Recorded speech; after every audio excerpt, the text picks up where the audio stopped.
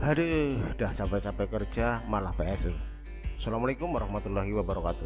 Berjumpa lagi bersama dengan tutorial. Kali ini kami akan membahas kenapa terjadi pemungutan suara ulang.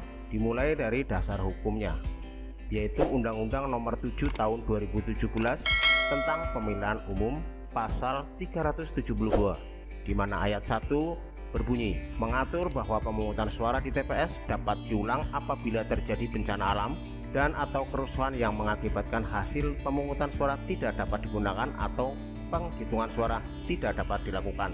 Ayat 2 disebutkan bahwa pemungutan suara di TPS wajib diulang apabila dari hasil penelitian dan pemeriksaan pengawas TPS terbukti terdapat keadaan A. Pembukaan kotak dan atau berkas pemungutan dan penghitungan suara tidak dilakukan menurut tata cara yang ditetapkan dalam ketentuan peraturan perundang-undangan. B. Petugas KPPS meminta pemilih memberikan tanda khusus, menandatangani atau menuliskan nama atau alamat pada surat suara yang sudah digunakan. C. Petugas KPPS merusak lebih dari satu surat suara yang sudah digunakan oleh pemilih sehingga surat suara tersebut menjadi tidak sah, dan atau pemilih tidak memiliki kartu tanda penduduk elektronik dan tidak terdaftar di daftar pemilih tetap dan daftar pemilih tambahan.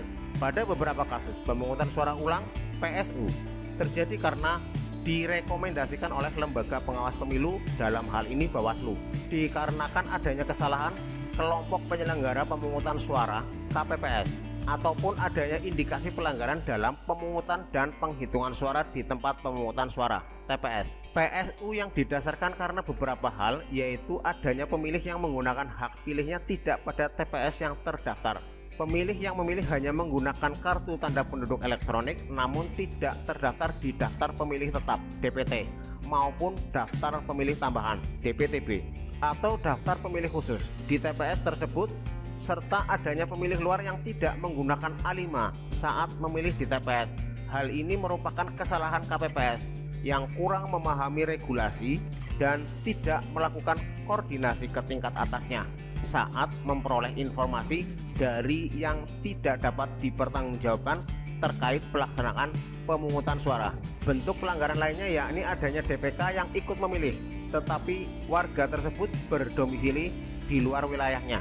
PSU juga terjadi karena diperbolehkannya pemilih yang memiliki KTP elektronik luar daerah untuk menggunakan hak pilih di TPS lain, sementara dirinya telah terdaftar dalam DPT sesuai alamat KTP elektronik tanpa mengurus formulir pindah memilih sebelumnya. Beredar liarnya informasi sesat dan menyesatkan melalui media sosial dan media online mengenai pemilih tambahan.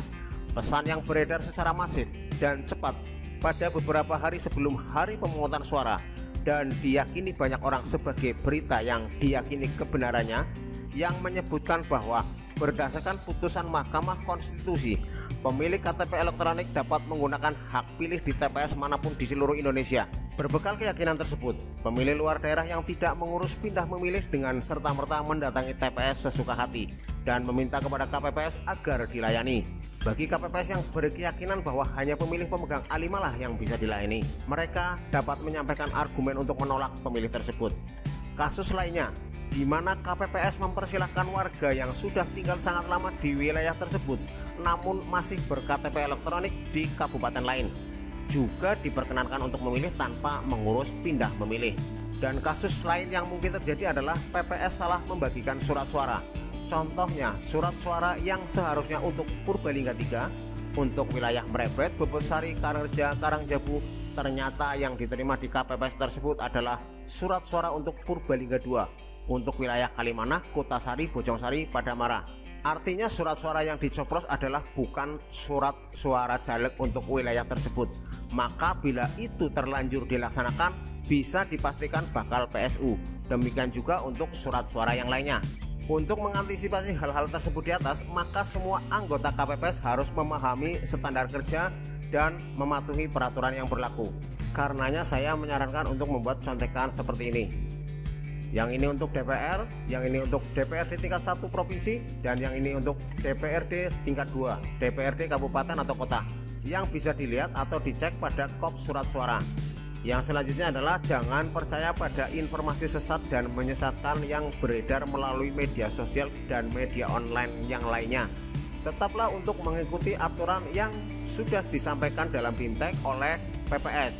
Bila ada hal-hal yang tidak kita pahami, berkonsultasilah dengan PPS di lingkungan Anda. Buatlah kertas pengumuman yang ditempelkan di depan pintu masuk TPS yang berbunyi, "Mohon maaf, bagi pemilih yang terdapat di DPTB dan DPK atau yang menggunakan model A5 KPU, pelayanan dimulai dari jam 12 sampai jam 13.00. Pemilih yang menggunakan undangan model A5 KPU yang tidak mengurus pindah memilih tidak bisa kami layani."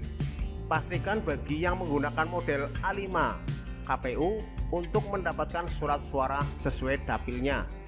Misalnya, mahasiswa yang dari Papua pindah memilih di Yogyakarta, maka dia hanya berhak mendapatkan satu surat suara, yaitu warna abu-abu untuk memilih presiden dan wakil presiden saja.